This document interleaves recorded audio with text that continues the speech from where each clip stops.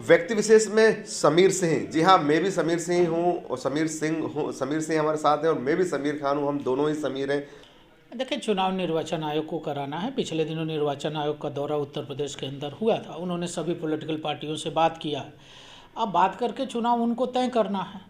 निर्वाचन आयोग का जो भी एक संवैधानिक संस्था है, वो जो फैसला लेंगे हम सबको मान्य होगा। देखिए, हालात तो खराब होते जा रहे हैं, खबरें आ रही है कि प्रियंका जी पॉजिटिव हो गई, अभी अरविंद केजरीवाल जी हो गए, हजारों लोगों की सभाएं हो रही है, क्या कहेंगे आप? नहीं, पॉजिटिव तो लोग हुए हैं। जो लोग हुए हैं वो अपने को आइसोलेट किए हैं। अब इसमें कहना क्या है, सरकार ने अच्छे इंतज़ाम किए हैं। पिछले दिनों भी अच्छे इंतज़ाम किए हैं, आगे भी माननीय मुख्यमंत्री जी ने बैठक करके अच्छे इंतज़ाम किए हैं। जनता की सुरक्षा की जिम्मेदारी हमारी है, सरकार उसको निभा रही है और हम उसको तत्परता से आगे बढ़ाएंगे।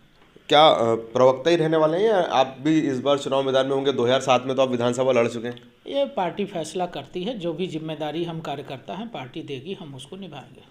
पार्टी की हर बात आप जो है काफ़ी मजबूती से रखते हैं। अभी जो सबका साथ सबका विकास, उसी मतलब जो है स्लोगन के साथ उत्तर प्रदेश चुनाव में भी आगामी होगा। बिल्कुल, सबका साथ सबका विकास और सबका विश्वास माननीय प्रधानमंत्री जी का नारा है, माननीय मुख्यमंत्री जी का नारा है। हम उस नारे के साथ आगे जाएंगे। विकास हमारी प्राथमिकता में रहा है और जो उत्तर प्रदेश का माननीय मुख्यमंत्री जी ने अल्प समय में विकास किया है और उत्तर प्रदेश को तरक्की पे ले जाने का काम किया है, निश्चित रूप से माननीय प्रधानमंत्री जी और मुख्यमंत्री जी के इस सपने को उत्तर प्रदेश ने स्वीकार किया है, आगे बढ़ाया है और आगे भी 2022 में इससे बड़ी बहुमत के साथ आगे बढ़ाएंगे।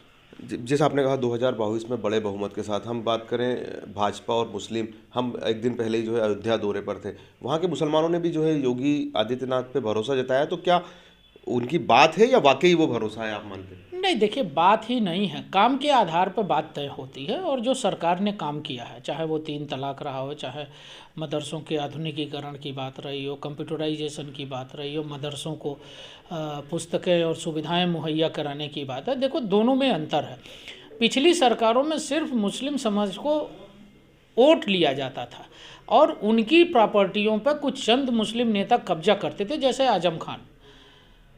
उन्हीं मुस्लिम विद्यालयों के बच्चे, जिसमें मुस्लिम बच्चे जिसमें विद्यालयों में पढ़ते थे, उनकी लाइब्रेरी की किताबें कब्जा करना, उनके भवन कब्जा करना, उनकी दुकानें कब्जा करना, उनके मैदान कब्जा करना और अपनी प्रॉपर्टी बनाना।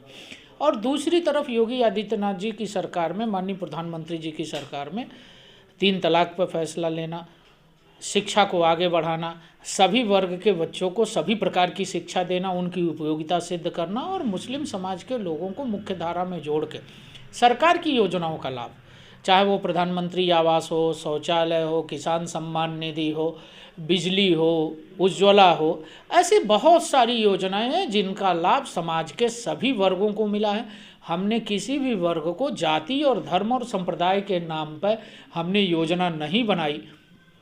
सबका साथ सबका विकास और सबके विश्वास के नारे के साथ हमने योजना बनाई और उसको नीचे तक माननीय मुख्यमंत्री जी ने ज़मीन तक उतारने का काम किया, जिसका लाभ सबको मिला है।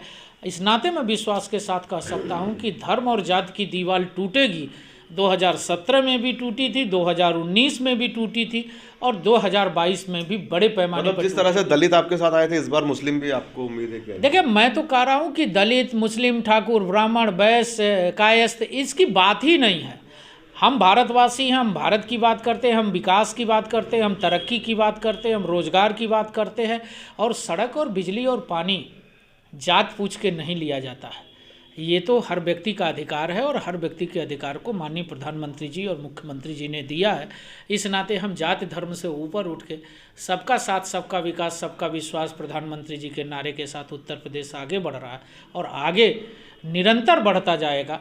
विरोधियों के पास कहने को कुछ नहीं है। जिस तरह से देखा, ब्राह्मण नाराज होने की बात चल रही थी, अभी हम उस सवाल पर भी आपसे आ जाते हैं, उसको किस तरह से जो है आप को लगता है? नहीं, देखिए, ब्राह्मण समाज का सबसे पढ़ा लिखा समाज होता है और दिशा देता है और सदैव दिशा दिया है ब्राह्मण समाज ने। और ब्राह्मण समाज को अखिलेश यादव जी, जिन्होंने कार सेवकों पर गोली चलवाई थी, जिन्होंने आतंकवादियों का मुकदमा वापस लिया था, ऐसे लोगों के कहने पर ब्राह्मण समाज उनके चंद बातों पर वो उनको अगर लगता है कि आ जाएगा, तो हमें लगता है कि वो मुंगेरी लाल के हसीन सपने देख रहे हैं और देखते रहेंगे। ये थे हमारे साथ समीर सिंह जी, जिनका कहना है कि जो है सबका साथ सबका विकास के साथ जो है इस बार भी जो है एक बार फिर जो है भाजपा की सरकार बनेगी। उन्होंने कहा कि कोरोना के दौरान जिस तरह से निर्वाचन आयोग के, या हम ये कहें कि जो सरकार फैसला लेती है, राजनीतिक दल तो चुनाव करने को तैयार हैं।